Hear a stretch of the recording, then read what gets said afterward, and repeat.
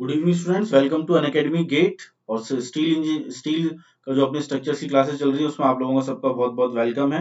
अपन ने अभी तक 3 लेक्चर्स अपन लोग कर चुके हैं, जिसमें अपन ने बेसिक सिविल में अगर मैं बात करें बेसिक स्टील स्ट्रक्चर्स की, तो अपन ने उसके रिवीजन में अपन लोगों ने देखा था कि बोल्टेड कनेक्शंस की अपन लास्ट लेक्चर में बात कर रहे थे। उसी बोल्टेड जो कनेक्शन था उसी को मैं आज आगे बढ़ाऊंगा, क्योंकि कल उसमें काफी सारे जो टॉपिक्स थे वो आप लोगों के नहीं हो पाए थे। उसी को आगे अपन स्टार्ट करते हैं। तो कल अपन लोग देख रहे थे, अपन ने बात की थी किसकी, अपन ने टर्मिनोलॉजीज इन बोल्टेड कनेक्शन की आप लोगों से बात करी थी। ठीक है, तो उसी को थोड़ा सा रिवाइज करते हुए अपन आज के लेक्चर को स्टार्ट करते हैं। अपन बात कर रहे हैं टर्मिनोलॉजीज की। ठीक है, टर्मिनोलॉजीज इन बोल्टेड कनेक्शन। तो अगर मैं बात कर रहा था, आप लोगों को कल मैंने समझाया था कि किस तरीके से अगर मेरे पास यदि कोई लैप जॉइंट में, मैंने आप लोगों को एग्जांपल दिया था कि यदि मेरे पास अगर ये दो प्लेट्स हैं, ठीक है, इनमें अगर मैं लैप जॉइंट देता हूं, अगर इनकी ज्वाइनिंग में कराता हूं, तो आप लोगों को देखेगा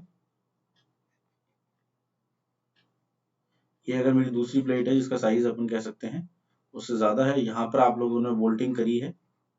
ठीक है, तो यहाँ पर आप लोग इजीली देख पाएंगे कि आप लोगों के जॉइंट्स में अपन लोगों ने जो टर्मिनोलॉजीज की जिसकी बात की थी, दैट आर पिच, गेज, और गेज के साथ अपन लोगों ने एंड डिस्टेंस और एज डिस्टेंस जो था डिस्कस किया था। ठीक है, तो जो अपन, मैं फिर से एक बार आप लोगों को रिवाइज करा देता हूँ कि ये चीजें क्या होती हैं, ताकि आप लोगों को समझने में दिक्कत ना आए। तो सबसे पहले मैं आप लोगों को बता दूं कि पिच क्या है। पिच को अगर अपन डिफाइन कर रहे थे तो वो किस तरीके से अपन डिफाइन कर रहे थे कि दो एडजेसेंट बोल्ट्स, यानी अगर मैं कहता हूं ये मेरा डायरेक्शन ऑफ लोड है पी, दो एडजेसेंट बोल्ट्स यहाँ पर मेरे को ये दोनों दिख रहे हैं, इन दोनों के बीच के centre to centre distance in the direction of load आप लोगों का पिच कहला रहा था, जिसको आप पी से डिनोट कर रहे थे। ठीक है, और two adjacent bolt centre to centre distance in the normal direction या फिर परपेंडिकुलर डायरेक्शन में आप लोगों का गेज कहला रहा था। ठीक है, इसी तरीके से जो मेरा लास्ट बोल्ट है उसको लेकर एंड तक का जो डिस्टेंस था वो मेरा एंड डिस्टेंस कहला रहा था, और जो एज तक का डिस्टेंस है दैट इज नॉर्मल, वो आप लोगों का एज डिस्टेंस वहां पर शो हो रहा था। ठीक है, तो कल अपन लोग बात कर रहे थे आप लोगों से मैक्सिमम पिच की, मैंने आप लोगों से बात करी थी, मिनिमम पिच की मैंने आप लोगों को बताया था कि कंप्रेशन मेंबर अगर आप लोगों के पास आता है तो आप लोगों को जो कह सकते हैं आप लोगों की जो पिच होगी, ठीक है, पिच लोगों की आपकी मैक्सिमम जो पिच होगी वो अपनी कितनी होती है, 12 टी अपन लोगों ने देखा था वहां पर कि 12 टी होगी आप लोगों के पास। इसी तरीके से अगर मैं देखना चाहूंगा कि मेरे पास टेंशन मेंबर है, तो टेंशन मेंबर के लिए जो मैंने आप लोगों को फॉर्मूला बताया था दैट इज 16 टी और 200 mm, जो भी आप लोगों का क्या हो, लेस हो। ठीक है, तो यहां तक अपन लोगों ने कल की क्लास में देखा था। आज अपन मैं आप लोगों को पिच डिस्कशन करना चाह रहा हूं। ठीक है, पिच मैक्स फॉर एंगल्स। ठीक है, मैक्सिमम मैं आप लोगों से पिच की बात कर रहा हूं एंगल्स के लिए। तो आप लोग देखेंगे कि पी मैक्स की जो वैल्यू होती है वो आप लोगों की should not be greater than, आप लोग कह सकते हैं 600 mm रहेगी, यदि आप लोग कंप्रेशन मेंबर डिजाइन कर रहे हैं एंगल्स को यूज करके। ठीक है, यहाँ पर जो बेसिकली मैं आप लोगों को बता रहा हूँ वो आप लोग किसके लिए कर रहे हैं, आप लोग काम कर रहे हैं कंप्रेशन मेंबर के लिए, लेकिन एंगल यूज हो रहा है, आप लोग ध्यान में रखें। कल जो मैंने आप लोगों को बताया था that is for simple compression member, जिसमें आप लोग आई सेक्शन, चैनल सेक्शन वगैरह को यूज कर सकते थे। ठीक है, इसी तरीके से अगर मैं बात करता हूं आप लोगों से कि pitch P max should not be greater than 1000 mm, ये किस केस में हो जाएगा, यदि आप एंगल सेक्शन को यूज कर कर क्या कर रहे हैं, आप लोग टेंशन मेंबर को यूज में ले रहे हैं। ठीक है, this is for tension member. ठीक है, इसी तरीके से ये जो आप लोगों के जो मैंने चीजें बताई हैं ये गेज के लिए भी सेम अप्लाई होती है। गेज में आप लोगों को बता चुका हूं कि आप लोगों का सेंटर टू सेंटर डिस्टेंस होता है दो एडजेसेंट बोल्ट्स के बीच में, लेकिन वो परपेंडिकुलर डायरेक्शन में अपन उसको देखते हैं। तो यहाँ पर नेक्स्ट जो पॉइंट अपन लोग मेंशन करेंगे that is for and distance. ठीक है, एंड डिस्टेंस के लिए क्या क्राइटेरिया दे रखा है आपको डिजाइनिंग के लिए कोड में, उसकी अगर अपन बात करें तो मैं इसको ई से डिनोट करता हूं। अगर मैं एंड डिस्टेंस को, तो आप लोग देखेंगे कि जो ई मिनिमम होता है, यानी मेरे को क्या करना है, मिनिमम एंड डिस्टेंस मुझे प्रोवाइड कराना ही कराना है ताकि मेरी जो प्लेट है वो ब्लॉक शेयर में फेल ना हो। उसके लिए फॉर्मूला होता है 1.5 इंटू डायमीटर यानी डी ऑफ बोल्ट। ठीक है। तो ये यहाँ पर डी बोल रहा हूं तो यहाँ पर कौन सा डाई आ जाएगा, आप लोग कह सकते हैं यहाँ पर जो बोल्ट होल अगर मैं ले रहा हूं तो ये क्या हो जाएगा मेरे पास डी नॉट हो जाएगा। तो आप इसको सिंपलर फॉर्म में लिख सकते हैं 1.5 इंटू डी नॉट। ठीक है। यहाँ पर लेकिन आप लोगों को एक और चीज आप लोगों को यहाँ पर मेंशन करनी पड़ेगी। आप लोग कह सकते हैं कि आप लोगों का जो 1.5 डी नॉट है ये फॉर्मूला आप लोगों का अप्लाई होगा जब आप लोगों के पास मशीन कट एजेस हो। ठीक है, मशीन फ्लेम कट एजेस आप लोगों को मिल रही हो प्लेट्स की, तभी अपन लोग काम में ले रहे हैं। यदि मैं आप लोगों से कह देता हूं कि आपको मशीन की बजाय हैंड से आप लोगों को प्लेट्स मिल रही हैं, हैंड के कटआउट मिल रहा है, तो वो हो जाएगा 1.7 हो जाएगा वहां पर डी नॉट। और ये किसके लिए हो जाएगा, for hand flame cut edges के लिए ये चीज आप लोगों को देखने को मिलेगी। ठीक है। तो यहां तक आप लोगों ने देखा कि पिच के लिए मैक्सिमम मिनिमम का क्या क्राइटेरिया है। ठीक है, इसी तरीके से हम देखते हैं। अब मैं यहां पर मैंने आप लोगों ने देख लिया एंड डिस्टेंस, तो ये चीज जो मैंने आपको बताई है ये एज डिस्टेंस के लिए भी आप लोग कह सकते हैं वो वैलिड रहेगी। ठीक है। तो अगर मैं आप लोगों से मैक्सिमम की मैं बात करता हूं, ठीक है, तो मैक्सिमम में आप लोग देखेंगे यहां पर अपन मेंशन कर देते हैं मैक्सिमम एंड डिस्टेंस। इसी चीज को मैं एज डिस्टेंस के लिए भी यूज में ले सकता हूं। मैंने आप लोगों को बताया जैसे पिच और गेज के लिए सेम क्राइटेरिया रहता है, एंड डिस्टेंस और एज डिस्टेंस के लिए भी सेम क्राइटेरिया आप लोग यूज में लेते हैं। तो यहाँ पर जो Emax होगा यानी मैक्सिमम एंड डिस्टेंस जो आप लोगों को रखना है वो 12t एप्सिलॉन रखना है। ठीक है, एप्सिलॉन यहाँ पे मैं आप लोगों को बता दूं, एप्सिलॉन अगर आप लोगों ने पढ़ा होगा तो इसकी वैल्यू होती है under root 250 by Fi। Fi आप लोगों को क्या है, यील्ड स्ट्रेंथ है। तो मैक्सिमम केस में अपन कह सकते हैं कि जो एप्सिलॉन की जो वैल्यू होगी वो क्या हो जाएगी 250। Fi की वैल्यू भी 250 हो जाती है, तो इसका वैल्यू आ जाती है अपने पास 1। ठीक है, तो Emax की जो आप लोगों को वैल्यू लेनी है दैट इज 12t एप्सिलॉन। और if corrosive environment is there, यानी वहां पर कोरोजन के आप लोगों के चांसेस हैं, कोरोसिव एनवायरमेंट इज प्रेजेंट, उस केस की अगर मैं बात करता हूं तो वहां पर आप लोगों का जो Emax होगा वो आप लोगों का हो जाएगा 40 mm। तो मिनिमम है, आप लोग उसमें 4t और प्लस कर देंगे। ठीक है, यहां तक आप लोगों को समझ में आ गया कि अपन ने किस तरीके से किया है। ठीक है, तो ये आप लोगों को क्या करना है, इस तरीके से आप लोगों को मैक्सिमम एंड डिस्टेंस और एज डिस्टेंस जो होता है वो आप लोगों को मेंशन करना है। ठीक है, नेक्स्ट टॉपिक अपन जो स्टार्ट करेंगे, अभी तक अपन ने यहाँ पर क्या बात करी है, आप लोगों से मैंने बात करी है कि किस तरीके से अपन कनेक्शन को प्रोवाइड कराएंगे। मिनिमम पिच क्यों प्रोवाइड करा रहे हैं वो मैंने आपको समझाया कि जो दो नट्स होते हैं, ठीक है, वो नट्स एक दूसरे के ऊपर ओवरलैप कर सकते हैं, इस वजह से आपको मिनिमम पिच प्रोवाइड कराना जरूरी है। ठीक है, मिनिमम एंड डिस्टेंस इस वजह से प्रोवाइड कराना जरूरी है ताकि आप लोगों के फेलियर से आप लोग बच सके। तो ये सारी चीजें आपने देखी, तो अब अपन डिस्कस करेंगे फेलियर्स कौन कौन से हैं मेरे पास। ठीक है, फेलियर्स के टाइप मुझे डिस्कस करने हैं कि मेरे को किस किस तरीके के फेलियर्स मिल सकते हैं, उसी फेलियर के हिसाब से मैं क्या निकालूंगा, उनकी स्ट्रेंथ को डिटरमाइन करूंगा। ठीक है, तो अपन मेन टॉपिक स्टार्ट करने जा रहे हैं next, that is failures of bolted connection. ठीक है, अगर मैं आप लोगों से बात करूंगी फेलियर ऑफ बोल्टेड कनेक्शन आप लोगों को करना है, तो दो चीजें आप लोगों को बिल्कुल माइंड में क्लियर रखनी है कि मेरा जो कनेक्शन फेल हो रहा है, इसी चीज को मैं जॉइंट भी कह सकता हूं। आप लोग समझना कि मैं बोल्टेड जॉइंट की यहाँ पर आप लोगों से बात कर रहा हूं। मैं कभी भी आप लोगों को कनेक्शन से अगर मैं एड्रेस करूं, चाहे मैं जॉइंट से एड्रेस करूं, तो वो सेम ही चीज है। तो बोल्टेड जो कनेक्शन फेल हो रहा है उसके फेल होने के रीजन दो हो सकते हैं। आइदर कि मेरा क्या हो जाए, कनेक्शन फेल होने के लिए मैं कह सकता हूं आइदर बोल्ट इज फेल्ड। ठीक है, यानी जो मेरा बोल्ट है वो फेल हो गया है, या फिर मैं कह सकता हूं आइदर प्लेट आर फेल्ड। ठीक है, यहाँ पे फेल्ड का मतलब आप लोगों का मैं कह दूं कि वो किसके, आप लोगों की बकलिंग टीयरिंग, ठीक है, इन सब से ही मतलब है। तो यानी दोनों कंडीशन में, चाहे मेरी प्लेट्स मैं कह दूं कि वो फेल हो जाए, कट जाए आपस में, तो अभी मेरा कनेक्शन वीक हो जाएगा, जीरो हो जाएगा। और यदि अगर बोल्ट भी फेल हो जाते हैं तो भी मेरा कनेक्शन क्या हो जाएगा, मैं कह सकता हूं वो जीरो हो जाएगा, वहां से वो हट जाएगा। ठीक है, तो अब किस किस टाइप से आप लोगों को जो है फेलियर्स मिल सकते हैं उनको अपन डिस्कस यहाँ पर करेंगे। ठीक है, उनको डिस्कस करने के लिए मैं एक एक नाम आप लोगों को बताते चलता हूँ, फिर अपन उसको यहाँ पर डिस्कस करेंगे। पहला जो आप लोगों को फेलियर देखने को मिल सकता है, that is due to shear. ठीक है, तो उसको अपन नाम देंगे shear failure of bolt. Shear failure of bolt. ठीक है, आप लोगों का बोल्ट शेयर में फेल हो सकता है, आप लोगों का जो बोल्ट है वो बियरिंग में फेल हो सकता है, तो उसको अपन कहेंगे बियरिंग फेलियर ऑफ बोल्ट। इसी तरीके से आप लोगों का जो मैं कह दूं कि वो आप लोगों का टीयरिंग में आप लोगों का बोल्ट फेल हो सकता है, that is tearing failure of bolt.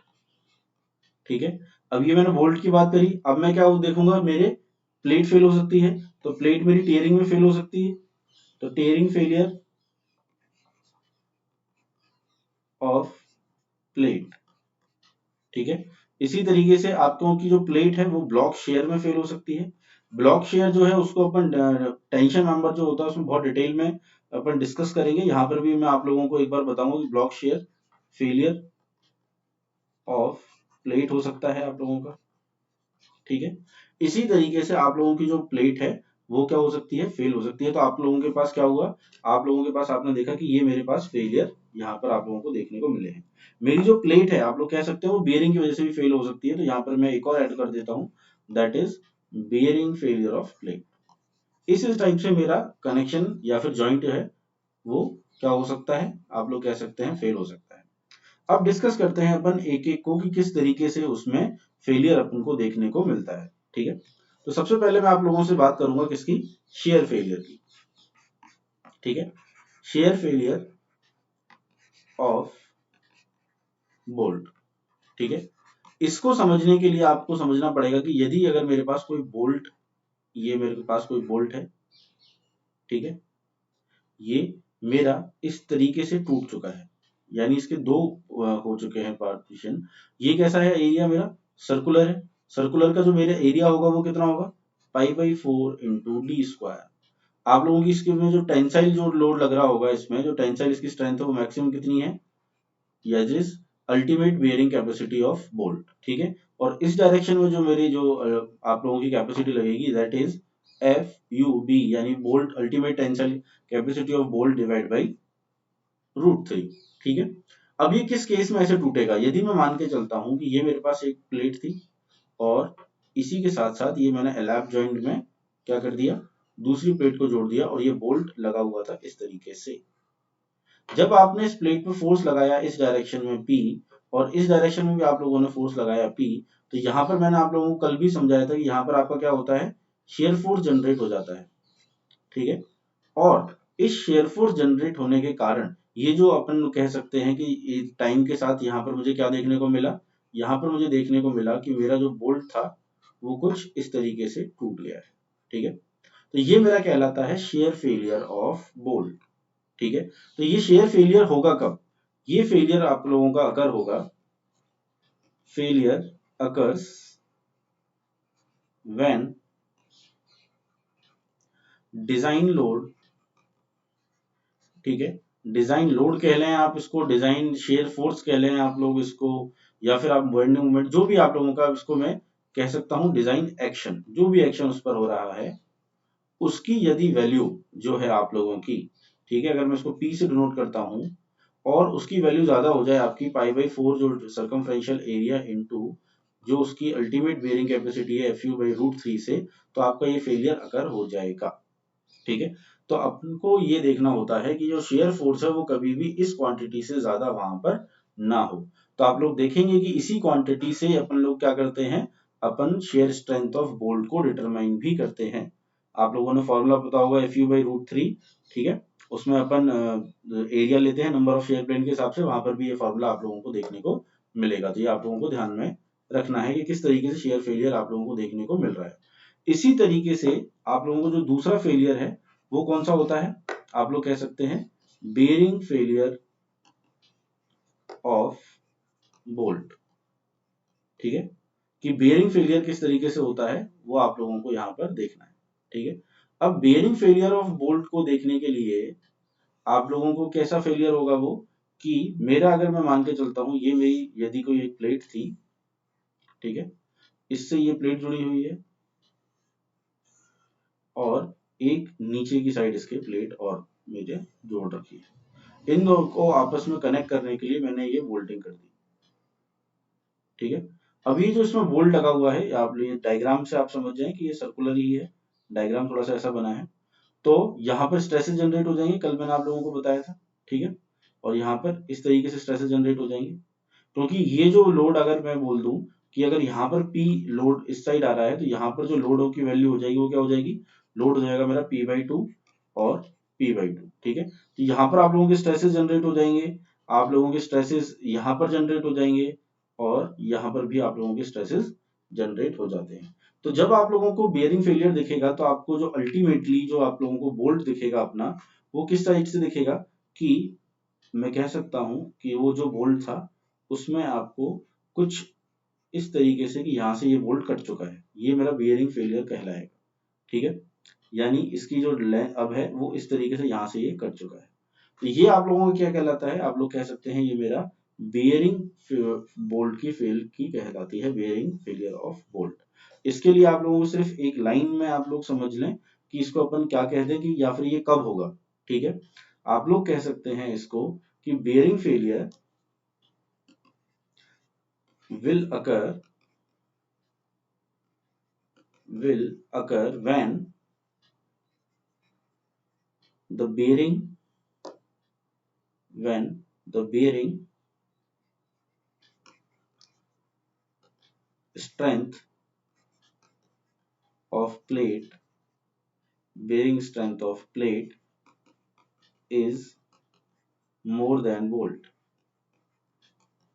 ठीक है, जब आप लोगों की बेरिंग जो स्ट्रेंथ है आप लोगों की अगर बोल्ट से वो ज्यादा हो जाती है तो अपन को उसमें क्या देखने को मिलेगा, अपन को देखने को मिलेगा कि आप लोगों की जो बोल्ट है वो साइड से क्या हो चुका है, घिस चुका है बेरिंग की वजह से, उसका जो हॉफ शैंक होता है वो क्रस्ड हो चुका है। ठीक है, तो यहाँ पर जो फिनोमिना मैंने आपको दिखाया है, आपको याद रहे वो चीज, तो यहाँ पर मैं लिख देता हूँ कि ये क्रशिंग मैंने आप लोगों को दिखाई हुई है बोल्ट की। ठीक है, इसी तरीके से जो तीसरा फेलियर है वो आप लोगों का फेलियर होता है टीयरिंग फेलियर ऑफ बोल्ट। ठीक है, tearing failure, tearing failure of bolt, इसमें अपन को क्या देखने को मिलता है, टेयरिंग फेलियर ऑफ बोल्ट। वैसे टेयरिंग फेलियर ऑफ बोल्ट बहुत कम चांसेस होते हैं, आप लोग कह सकते हैं मोस्टली जो चांसेस होते हैं इसके वो होते हैं अपने प्लेट के, टीयरिंग में जो फेलियर होने के चांसेस प्लेट में ज्यादा देखने को अपन को मिलते हैं। तो बोल्ट आप लोगों के पास अगर मैं कह दूं कि ये मेरे पास कोई बोल्ट है, ठीक है, और इसका कुछ जो सेक्शन है वो आप लोगों का नॉर्मल शैंक है, कुछ थ्रेडेड पार्ट इसमें आ रहा है। ठीक है, तो दोनों में ये टीयरिंग फेलियर आप लोगों को मान लो कि मिलता है, तो ये मेरा ANB हो जाएगा यानी नेट एरिया ऑफ बोल्ट, और ये मेरा क्या हो जाएगा, that is area of shank या फिर नॉर्मल शैंक ऑफ बोल्ट। ठीक है, यहाँ पर मेरा जो फोर्स लग रहा है T लग रहा है और इस पे नीचे की डायरेक्शन में भी T लग रहा है। ठीक है, तो आप लोगों को देखने को मिलेगा कि आप लोगों की ये जो फेलियर जो हो रहा है यहाँ पर वो किस कारण हो रहा है। ठीक है, तो यहाँ पर अपन लिखेंगे if the bolt is subjected to tension, यहाँ पर आप लोगों को दिख रहा है अपोजिट फोर्स लग रहे हैं T, यहाँ पर क्या होगा बोल्ट में खिंचाव आएगा, तो if the bolt is subjected to tension, if the bolt is subjected to tension, tearing failure, tearing failure may occur, हो सकता है कि आप लोगों का टीयरिंग फेलियर वहां पर आप लोगों को देखने को मिले, और उसके जो चांसेस होते हैं वो ज्यादा होते हैं एट थ्रेडेड पोर्शन। ठीक है, यानी जो थ्रेडेड जो पोर्शन होता है वो आप लोगों का टूट के कुछ इस तरीके से हो जाएगा।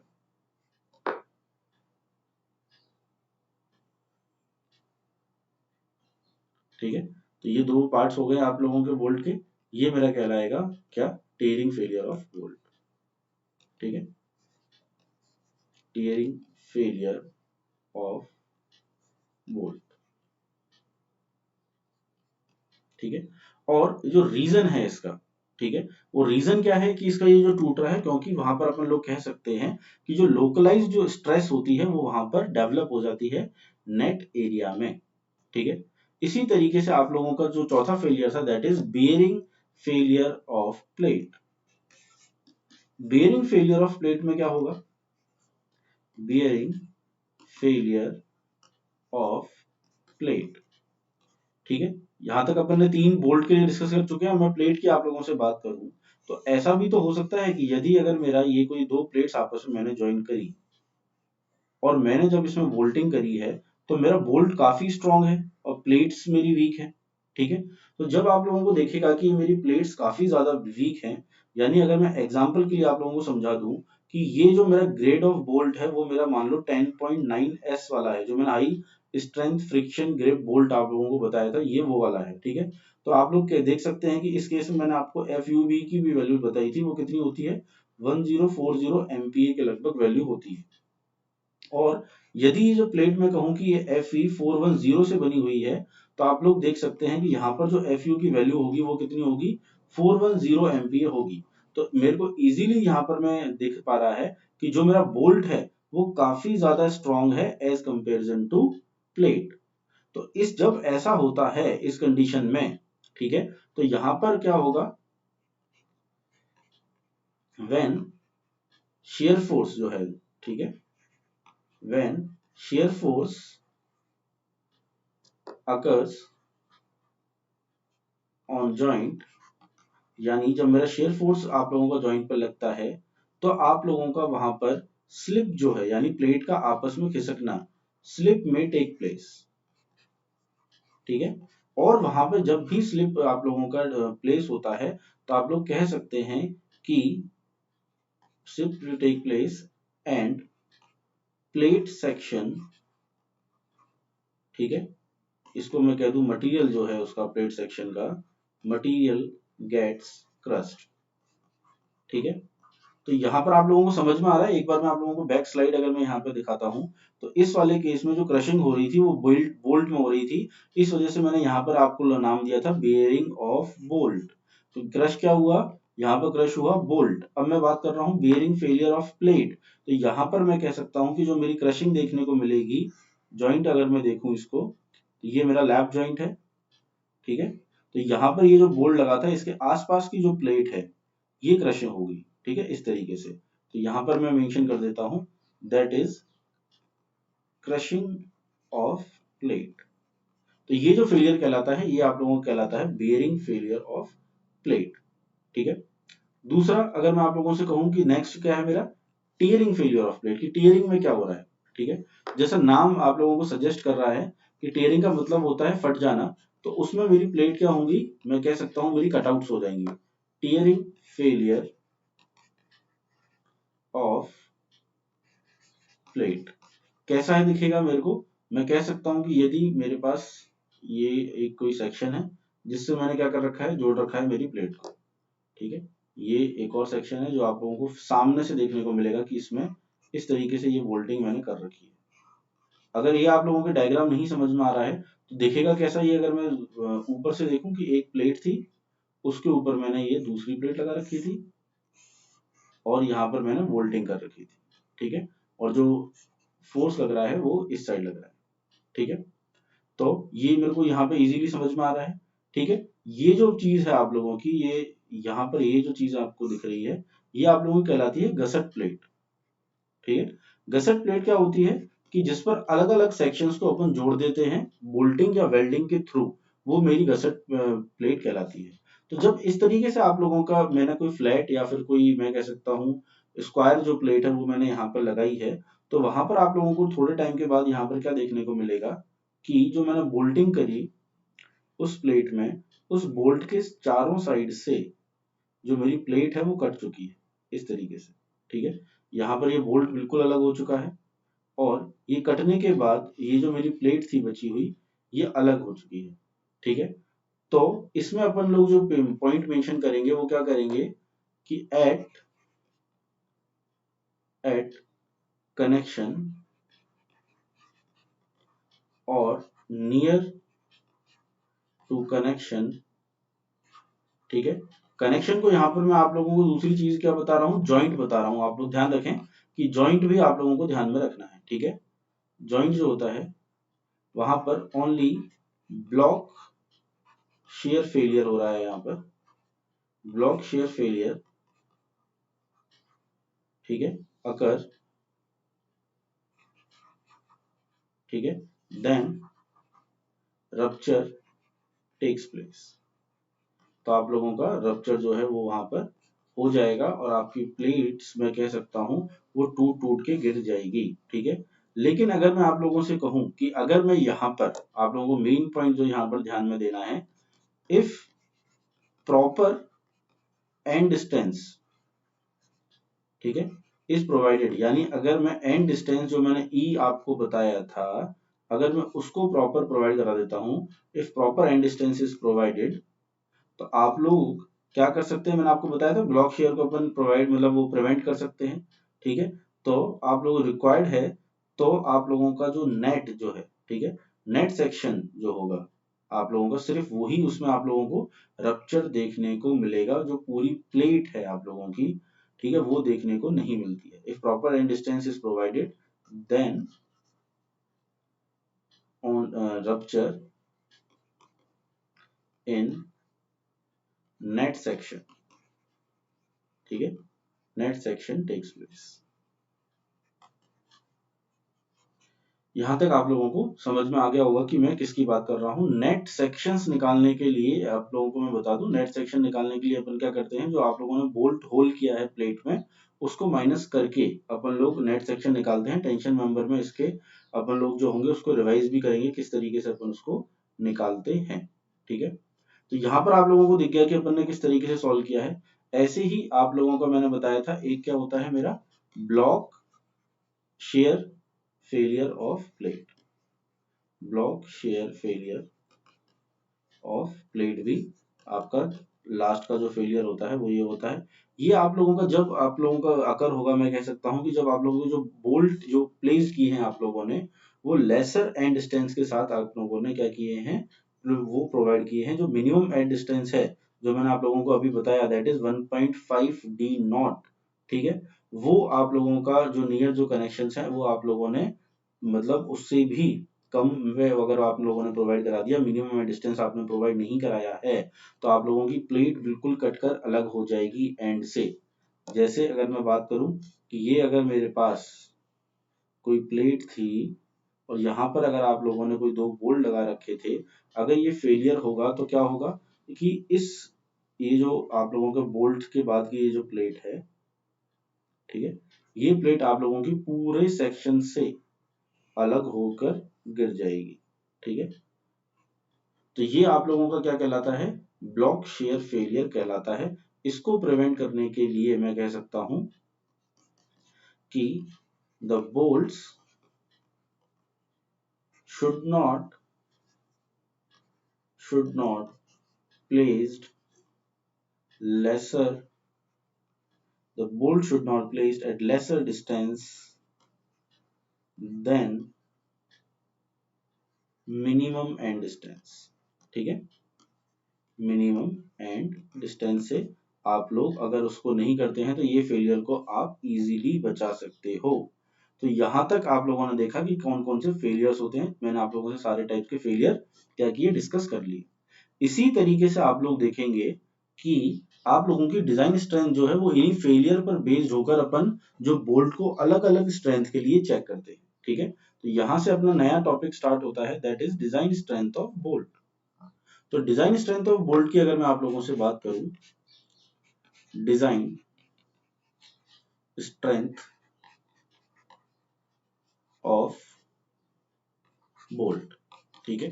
तो डिजाइन स्ट्रेंथ ऑफ बोल्ट अलग अलग क्राइटेरिया के लिए अलग अलग तरीके से निकलती है।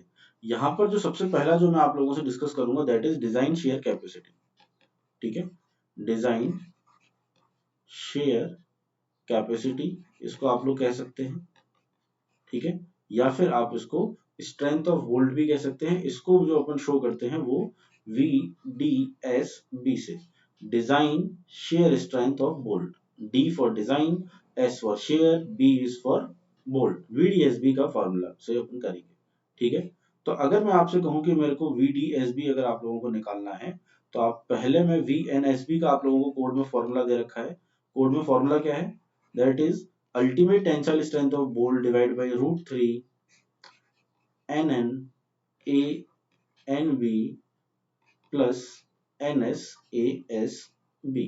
अपन डिस्कस करेंगे कि ये NN क्या है, ASB क्या है, ANB क्या है।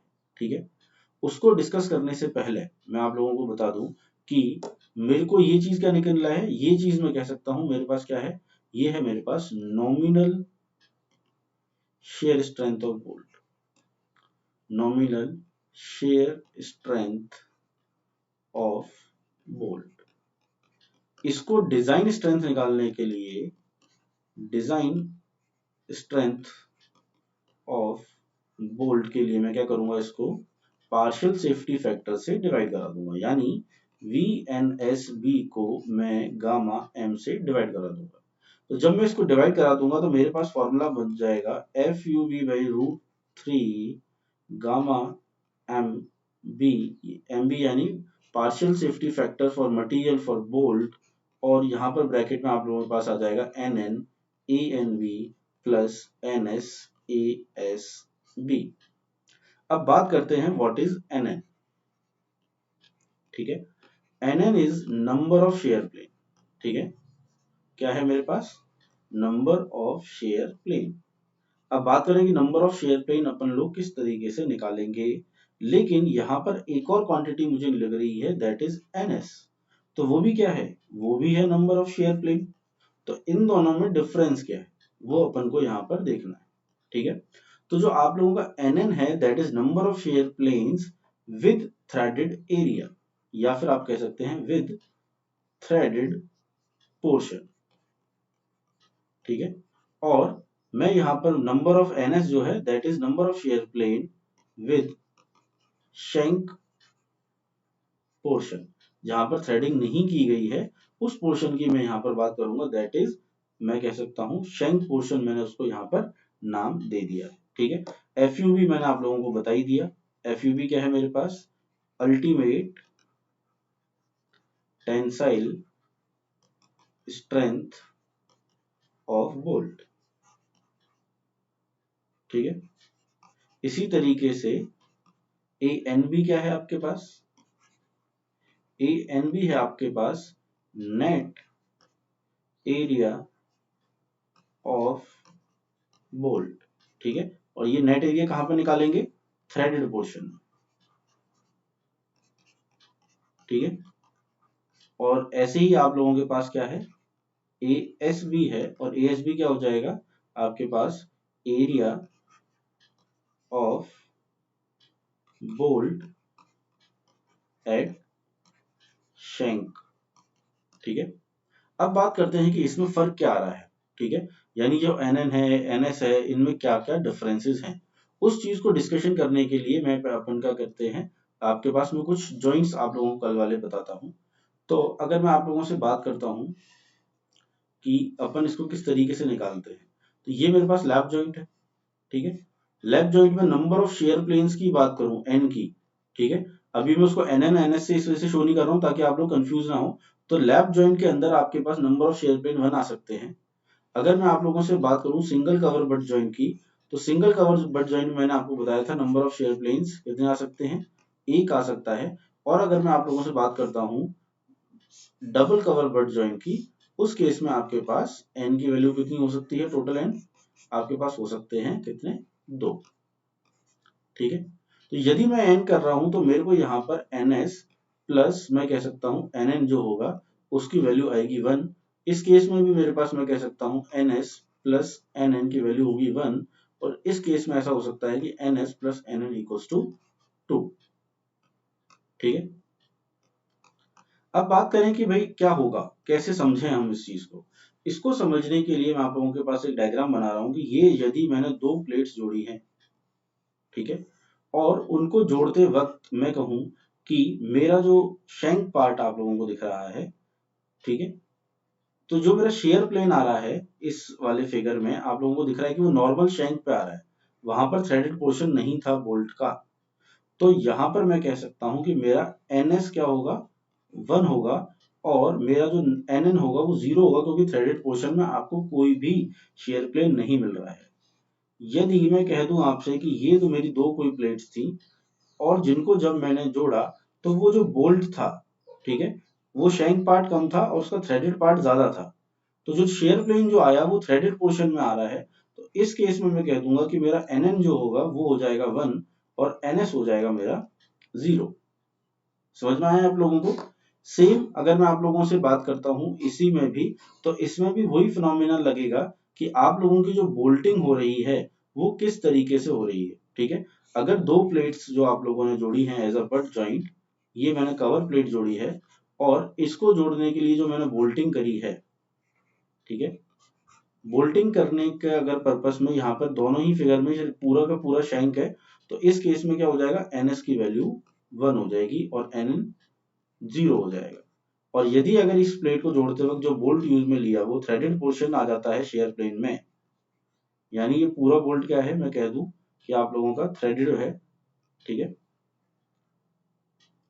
तो अगर ये पूरा थ्रेडेड है, ये कवर प्लेट आ गई आपकी, तो यहां पर मैं कह दूंगा कि मेरा NN की वैल्यू हो जाएगी 1 और NS हो जाएगा 0। अगर मैं डबल कवर बट जॉइंट की आपसे बात करता हूं, तो ये जो दो प्लेट्स आप लोगों ने ली हैं, इसमें ऐसा भी हो सकता है कि दोनों की वैल्यू 1 1 आ जाए, लेकिन ऐसा अपन अगर दिया नहीं है कभी भी तो अपन मानकर नहीं चलते हैं। हमेशा हम ये मान के चलते हैं कि जो मेरा बोल्ट है वो फुली थ्रेडेड है। ऐसा हो सकता है यहाँ पर कि ये जो ऊपर वाला जो पोर्शन आ रहा है वो नॉर्मल शैंक में आ जाए, और जो नीचे वाला जो पोर्शन आप लोगों को दिख रहा है वो थ्रेडेड में आ जाए। ठीक है, तो इस केस में क्या होगा, NS भी 1 हो जाएगा और NN भी 1 हो जाएगा। ठीक है, या फिर ऐसा हो सकता है कि एक क्वांटिटी 0 हो जाए और एक पूरी की पूरी क्या हो जाए, 0, और दूसरी की वैल्यू 2 हो जाए। कैसे, अगर ये मेरा कवर प्लेट है, दोनों साइड से मैंने बोल्टिंग कर दी, ठीक है, ये बोल्टिंग अगर मैंने करी और मैं कह देता हूं कि मेरा जो बोल्ट था वो थ्रेडेड था ही नहीं, तो इस केस में NS2 हो जाएगा। ठीक है, और अगर ये पूरा थ्रेडेड था, बोल्ट इफ थ्रेडेड, तो मेरा NN2 हो जाएगा। इस तरीके से अपन को NN और NS को देखना होता है। ठीक है, तो आप लोगों के पास जो भी क्वेश्चन होता है उसकी लैंग्वेज या फिर उसके डायग्राम में आप लोगों को बहुत अच्छे से ध्यान देके समझना पड़ेगा कि अपन इसको किस तरीके से सॉल्व करेंगे। ठीक है, तो यहाँ पर अब अपन बात करेंगे ANB और ASB की। तो जो आप लोगों का ANB होता है, that is net area of bolt, वो आप लोगों का होता है कितना, 0.78 इंटू पाई बाई 4d²। ठीक है, यानी मैं कह सकता हूं जो मेरा नेट एरिया है वो मेरा ASB से कम है, क्योंकि आप लोग कहेंगे area of bolt at shank, जो नॉर्मल शैंक की मैं यहाँ पे बात कर रहा हूँ वो है पाई बाई 4 इंटू d²।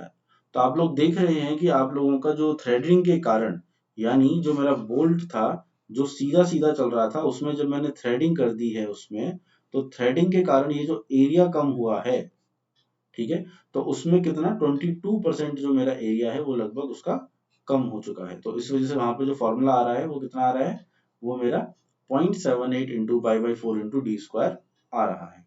तो ये मैंने आप लोगों से बात करी किस केस के लिए, ये मैं जब design share strength of bolt निकाल रहा हूँ। ठीक है, जो गामा मैंने आप लोगों को लिया था, गामा MB, जो यहाँ पर उसकी जो वैल्यू होती है वो होती है 1.25, और ये जो आप लोगों की 1.25 जो वैल्यू है, ये पार्शियल सेफ्टी फैक्टर कहलाता है बेयरिंग के लिए, चाहे आपका बोल्ट वो वर्कशॉप में हो, ठीक है, वर्कशॉप बोल्टिंग की गई हो वहां पर, और चाहे वहां पर जो बोल्टिंग की गई है वो फील्ड बोल्टिंग। ठीक है, दोनों ही केस में आप लोगों का जो गामा आप लोग लेकर चलेंगे वो 1.25 लेकर चलेंगे। ठीक है, यहां तक ये चीज मेरे को क्या हो गई है, बिल्कुल क्लियर हो गई है। अब लेकिन मैं आप लोगों से बात करता हूं कि अपन इसको किस तरीके से सॉल्व करेंगे।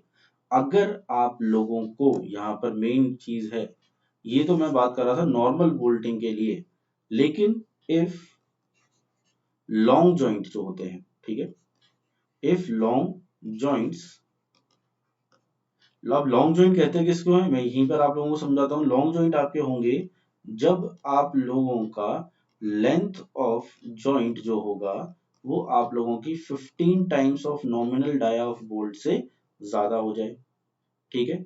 इफ लॉन्ग जॉइंट एंड आप लोग कह सकते हैं उसके साथ साथ लॉन्ग आप लोगों का ग्रिप बोल्ट हो, ठीक है। लॉन्ग ग्रिप बोल्ट के लिए मैंने आप लोगों को कल भी समझाया था जो क्राइटेरिया था, ठीक है। यहाँ पे जो अपन क्राइटेरिया लेंगे कि लॉन्ग ग्रिप बोल्ट यानी ये 5D से ज्यादा हो, ठीक है। और थिकनेस के लिए भी मैंने अपन यहाँ पर डिस्कस करेंगे कि थिकर पैकिंग प्लेट्स आप लोगों ने यूज कर ली। उसको पैकिंग प्लेट्स कैसी होती है मैं आप लोगों को डायग्राम के साथ समझाता हूँ कि पैकिंग प्लेट क्यों लगाते हैं और क्या होता है। ठीक, मतलब ये जो करेक्शन जो है दैट इज PKG यानी पैकिंग, ये आप लोगों की 6 mm से अगर ज्यादा की प्लेट है तो ये आप लोगों को 3 क्राइटेरिया में क्या लगाने पड़ते हैं, मैं कह सकता हूँ रिडक्शन फैक्टर्स लगाने पड़ते हैं, ठीक है। If long joint, long grip bolt and, ठीक है, thicker packing plate is provided, ठीक है, is provided, we put reduction factors, we put reduction factors to shear strength of bolt, ठीक है। आप लोग जब लोकल बुक से अगर आप लोग स्टील पढ़ लेंगे तो आप लोगों को ये करेक्शंस की बात उसमें नहीं मिलती है। इवन कोड में भी आप लोग इसमें कई बार इतना ज्यादा डिटेल में नहीं पढ़ पाते हैं, तो आप लोगों को लेकिन ध्यान देना है क्योंकि आप लोगों का स्टील से जो क्वेश्चन है वो कहीं से भी उठकर आ सकता है। इस पॉइंट में आप लोग 3 चीजें आप लोगों की कवर हो रही है। लॉन्ग जॉइंट की क्या डायमेंशन होगी, ठीक है। लॉन्ग जॉइंट की डायमेंशन होगी कि एल जॉइंट जब मेरा ज्यादा हो जाए 15D से, ठीक है। एक क्वेश्चन ये बनता है लॉन्ग ग्रिप बोल्ट क्या होगा जब मेरा ग्रिप जो लेंथ है मेरी LG वो 5D से ज्यादा हो जाए, ठीक है। पैकिंग प्लेट का करेक्शन कब लगेगा जब मेरी thickness of packing plate 6 mm से ज्यादा हो जाए। उस केस में करना क्या है, मुझे उस केस में रिडक्शन फैक्टर्स लगाने हैं। तो ये अभी तक 4 छोटे छोटे मैंने आपको पॉइंट बता दिए जिनसे क्वेश्चन आपको पूछा जा सकता है। उस केस में मैं कह सकता हूं जो रिडक्शन फैक्टर लगने के बाद मेरा जो VDSB का जो फॉर्मूला निकल कर आएगा वो मेरा फॉर्मूला निकल कर आएगा FUB/√3, ब्रैकेट में आप लोगों के पास आ जाएगा NN/ANB, ठीक है। अगर NN की वैल्यू 0 हो जाती है तो ये टर्म पूरी 0 हो जाएगी, NS/ASB, और अगर NS 0 होता है तो ये वाली टर्म पूरी 0 हो सकती है। उसी के साथ साथ आप लोगों को रिडक्शन फैक्टर्स लगाने पड़ते हैं, दैट इज बीटा, ठीक है। Beta is the correction for length of joint LJ। फिर नेक्स्ट है बीटा आप लोगों के पास है LG यानी लॉन्ग ग्रिप बोल्ट्स के लिए इनटू बीटा PKG यानी पैकिंग प्लेट्स के लिए, ठीक है। ये 3 करेक्शंस आप लोगों को वहां पर क्या करने हैं, वहां पर आप लोगों को अप्लाई करने हैं, ठीक है। और इसके नीचे क्या आ जाएगा मेरा गामा MB यानी मटेरियल ऑफ बोल्ट, ठीक है, जिसकी वैल्यू मैंने अभी आपको बताई 1.25 होती है। अब ये करेक्शन किस तरीके से अपन वहां पर अप्लाई करेंगे वो अपन लोगों को समझना है, ठीक है। तो करेक्शन समझने के लिए अपन लोग क्या करेंगे, आप लोग देखें कि एक एक करेक्शन मैं आप लोगों को समझाता हूं। तो यहाँ पर मैं आप लोगों को हेडिंग दे रहा हूँ रिडक्शन फैक्टर्स, ठीक है। रिडक्शन फैक्टर्स के लिए अपन एक एक करके डिस्कस करते हैं। तो सबसे पहले मैं आप लोगों को बता रहा हूं जो करेक्शन बीटा LG, ठीक है। Beta LG is reduction factors for long grip bolt. किसके लिए है ये, लॉन्ग ग्रिप बोल्ट के लिए। इसकी जो वैल्यू होती है बीटा LG की, ठीक है, वो करेक्शन की जो वैल्यू होती है वो होती है 8D divide by 3D plus LG, ठीक है। यहाँ पर LG आपको पता है, LG क्या है, ग्रिप लेंथ। मैंने आप लोगों को कल समझाया था, जिन्होंने मेरा कल का वीडियो नहीं देखा है वो जरूर देखें। ग्रिप लेंथ ऑफ बोल्ट, ठीक है। और ये ग्रिप लेंथ जो होती है वो किसी भी केस में मैंने आप लोगों को बताया था किससे ज्यादा नहीं होनी चाहिए, 8D से ज्यादा नहीं होनी चाहिए, ठीक है। कल भी अपन लोगों ने डिस्कस किया था। और D आपको पता है नॉमिनल डाया ऑफ बोल्ट यहाँ पर है, नॉमिनल डाया ऑफ बोल्ट यानी शैंक डाया की ही बात कर रहा हूँ, ठीक है। तो ये मेरा किसके कारण करेक्शन हो गया, ये मेरा हो गया आप लोगों का इसके कारण किसके कारण, लॉन्ग ग्रिप बोल्ट के कारण। दूसरा जो है आप लोगों का दैट इज बीटा PKG यानी पैकिंग प्लेट्स की आप लोगों को मैं बता रहा हूं reduction factor for packing plates. ठीक है, अब पैकिंग प्लेट्स आप लोगों की किस तरीके से यूज में होती है, पहले उसको अपन एक डायग्राम के थ्रू समझते हैं कि जैसे मान लीजिए जब आप लोगों की दो जो प्लेट्स हैं उनमें मैं कह दूं थिकनेस में डिफरेंस है, यानी एक प्लेट आपकी काफी ज्यादा थिक है और दूसरी जो प्लेट है उसकी जो थिकनेस है वो आपकी कम है। ठीक है, और इसमें जब आप लोग double cover butt joint provide कराना चाहते हैं तो ये मेरी कवर प्लेट आ चुकी है। ठीक है, और ये नीचे की साइड से मेरी एक कवर प्लेट आ चुकी है। ठीक है, तो ये मेरी क्या कहला रही है, ये दोनों मेरी कवर प्लेट्स हैं। ठीक है, कवर प्लेट्स। अब बात आती है ये जो गैप जो बच गया है इसका मैं क्या करूं। ठीक है, ये जो गैप है इसको मैं क्या करूंगा, किसी चीज के एक प्लेट से इसको भी मैंने भर दिया है। ठीक है, और इसको भरने के लिए मैंने कोई प्लेट का यूज में लिया है और ये जो प्लेट है मेरी, ये मेरी कहलाएगी पैकिंग प्लेट। ठीक है, और जिस भी केस में पैकिंग प्लेट को अपन यूज में लेंगे वहां पर बीटा पी के जी अपन को यूज में लेना है, जिसका फॉर्मूला आप लोग देखेंगे कि आप लोगों को फॉर्मूले के लिए कि इसमें अपन क्या करते हैं, टैकिंग जो होती है आप लोगों की, टैकिंग मैंने आपको बोल्ट समझाए थे, उसको भी अपन यहाँ पे लगाते हैं ताकि आप लोगों का जो कनेक्शन है वो फेल ना हो। और जो करेक्शन लगेगा दैट इज 1.0, यानी 1 जो है माइनस 0.0125। ठीक है, 125 है ये, 0.0125 टी पी के जी। ठीक है, यानी थिकनेस जो है आप लोगों की पैकिंग प्लेट की उसकी थिकनेस में 1 माइनस 1 0 पॉइंट अपन कह सकते हैं 125 अगर आप माइनस करते हैं तो आप लोगों को ये करेक्शन फैक्टर मिलता है। ठीक है, और यहाँ पर जो टी पी के जी है, ठीक है, ये टी पी के जी क्या है आप लोगों के पास, थिकनेस, थिकनेस है आप लोगों के पास, थिकनेस ऑफ पैकिंग प्लेट्स। ठीक है, थिकनेस ऑफ पैकिंग प्लेट्स, और जो थिकनेस होती है ये मोस्टली अपनी एमएम में अपन को देखने को मिलती है।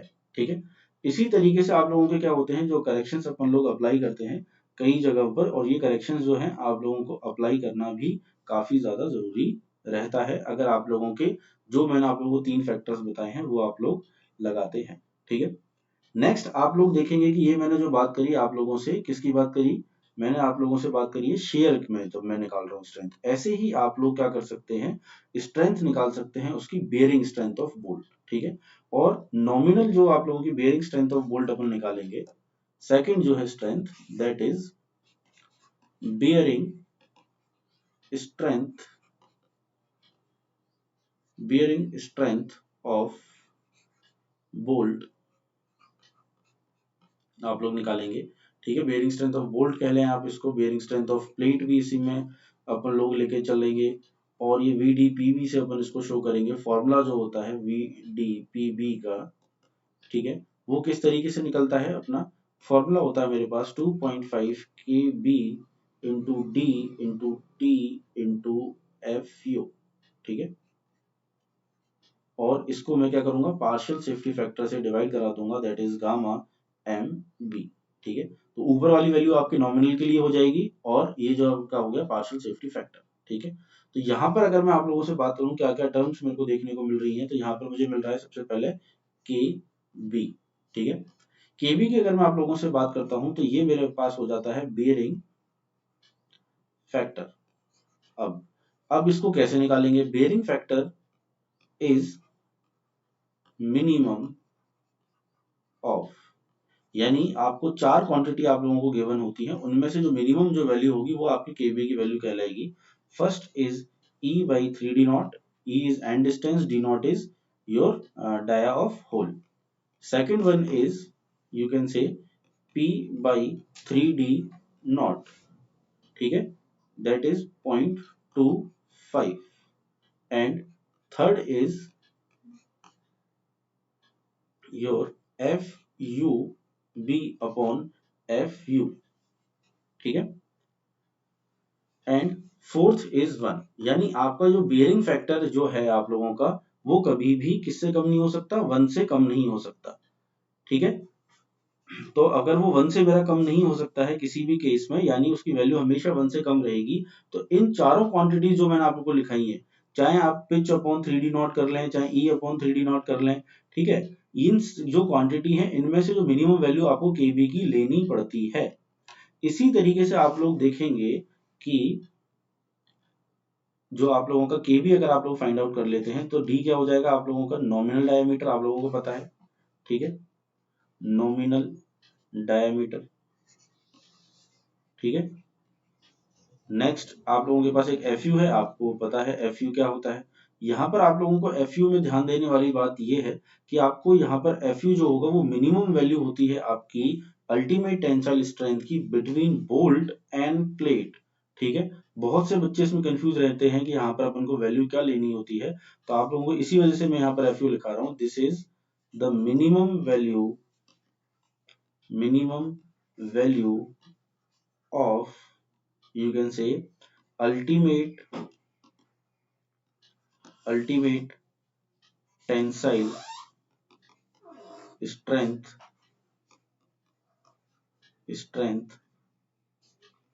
of bolt और प्लेट। दोनों में से जो मिनिमम होगा वो आप लोगों को क्या करना पड़ता है, वो आप लोगों को यूज में लेना पड़ता है, ठीक है। दिस इज अल्टीमेट, इसको थोड़ा सही कर देते हैं अपन लोग। तो यहाँ पर आप लोगों को गलती नहीं करनी है कि आप लोगों को यहाँ पर आप बोल्ट का या प्लेट का डायरेक्टली अप्लाई कर दें। आप लोगों को ध्यान में रखना है कि यहाँ पर जो अप्लाई होगा दैट इज फॉर मिनिमम, ठीक है, अल्टीमेट, ठीक है। तो ये आप लोगों का फॉर्मूला आप लोगों को समझ में आ गया। 2.5 आपका एक कांस्टेंट है, जैसे के भी आप लोगों को चारों में से मिनिमम देना है। यहाँ पर पी आप लोगों का पिच है, ई आपका एंड डिस्टेंस है, डी नॉट आपका डायमीटर ऑफ बोल्ट होल है, एफ यू बी आप लोगों की ultimate tensile strength of bolt है, एफ यू ये आप लोगों का प्लेट के लिए है, और ये 1, इसकी वैल्यू 1 से ज्यादा नहीं हो सकती, ठीक है। और बात करूं मैं आप लोगों की टी आप लोगों की थिकनेस है, एफ यू आप लोगों का मैंने बता दिया कि मिनिमम वैल्यू आप लोगों को यहाँ पर लेनी पड़ती है, ठीक है। तो ये दो क्राइटेरियाज हैं जिनमें अपन बोल्ट की स्ट्रेंथ को निकालते हैं।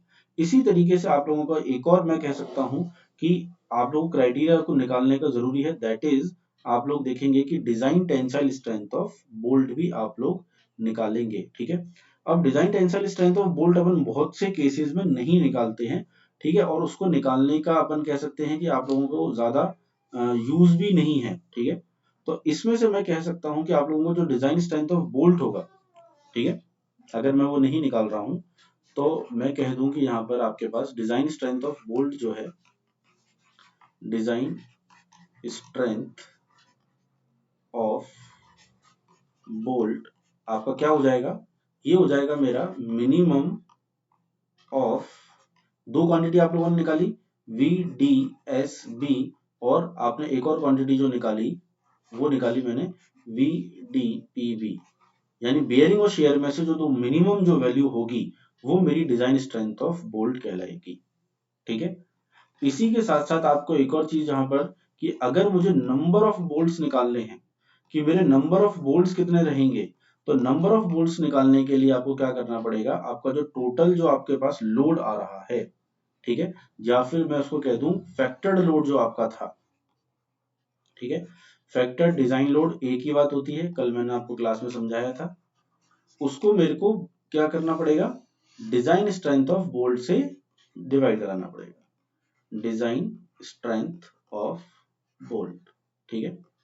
और जो डिजाइन स्ट्रेंथ ऑफ बोल्ट है वो कैसे आएगी, मेरी इन दोनों जो वैल्यू मैं निकालूंगा जो मिनिमम होगी इन दोनों में से वो मेरी यहाँ पर क्वांटिटी आएगी। इसको अगर मैं एन से डिनोट करता हूं तो मेरे पास जो आएगा मैं कह सकता हूं कि जो भी वैल्यू आएगी उसको आपको क्या करना पड़ेगा, राउंड ऑफ करना पड़ेगा, क्योंकि इसका आंसर आप लोग ऐसे नहीं ले सकते कि 6.5 बोल्ट लगेंगे, आपको एन की जो वैल्यू है वो राउंड ऑफ में कर कर रखनी पड़ेगी, ठीक है। और ये काफी ज्यादा इंपॉर्टेंट भी है। तो यहाँ तक आप लोगों ने देखा कि अपन ने आज बहुत सारी चीजें डिस्कस करी कि अपन किस तरीके से बेयरिंग में नंबर ऑफ बोल्ट्स कैसे निकालेंगे, किस तरीके से अपन किसकी स्ट्रेंथ कैसे निकालते हैं, ठीक है। ऐसे ही आप लोगों की डिजाइन स्ट्रेंथ की अपन कल की जो क्लास होगी उसमें अपन डिस्कस करेंगे कि एफिशिएंसी अपन बोल्ट की किस तरीके से निकालते हैं और इसेंट्रिक कनेक्शन किस तरीके से अपन डिजाइन करते हैं। यहाँ पर आप एक चीज जो थी मैंने आप लोगों को आज जो कराई उसमें जो रिडक्शन फैक्टर था, आप लोगों को रिडक्शन फैक्टर एक रह गया था, उसको भी मैं आप लोगों को बता देता हूँ कि आप लोगों का रिडक्शन फैक्टर था बीटा एल जे। ये रिडक्शन फैक्टर किसके कारण था? Reduction factor for long joint के लिए था, ठीक है। और लॉन्ग जॉइंट कब हो रहा था आप लोगों का? जब मेरा जो मैं कह दूं कि लेंथ ऑफ जॉइंट आपकी 15D से ज्यादा हो रही थी। इसमें जो आप लोगों को बीटा एल जे की जो वैल्यू आती है वो आप लोग नोट डाउन कर लें ताकि आप लोगों को रिवीजन के टाइम पे ध्यान रहे। That is 1.075 minus length of जो आपकी जॉइंट आ रही है डिवाइड बाई 200D, ठीक है। तो ये तीन आप लोगों के रिडक्शन फैक्टर्स आप लोग लगाते हैं। उनको लगाने के बाद आप लोग bearing strength of bolt end plate निकालते हैं। दोनों में से आप लोगों को जो मिनिमम होता है वो आपकी डिजाइन स्ट्रेंथ ऑफ बोल्ट कहलाती है। और उस फैक्टर लोड को जब आप उससे डिवाइड कर देते हैं तो आपके पास नंबर ऑफ बोल्ट्स निकल कर आ जाते हैं, ठीक है। तो आज की क्लास में इतनी ही लूंगा। कल की क्लास में आप लोगों को काफी लंबी रहेगी जिसमें अपन इसेंट्रिक और एफिशिएंसी की बात करेंगे और हो सका तो अपन वेल्डिंग का जो है रिवीजन को भी करेंगे। तो आप लोगों से ये है कि आप लोग मेरे साथ अगर टेलीग्राम पे जुड़े हुए हैं तो आप लोग कोई भी डाउट्स वहां पर मेरे से पूछ सकते हैं, जिस भी तरीके के आपको डाउट्स हो, किसी भी बुक से, किसी भी आप लोगों के लास्ट ईयर के पेपर से, ठीक है। न्यूमेरिकल डाउट हो या फिर आपको लगे कि सब्जेक्टिव कैसे पढ़ना है तो आप लोग मेरे से चैनल पे जुड़े, जैसे सिविल बाई नितेश, ठीक है। Thank you.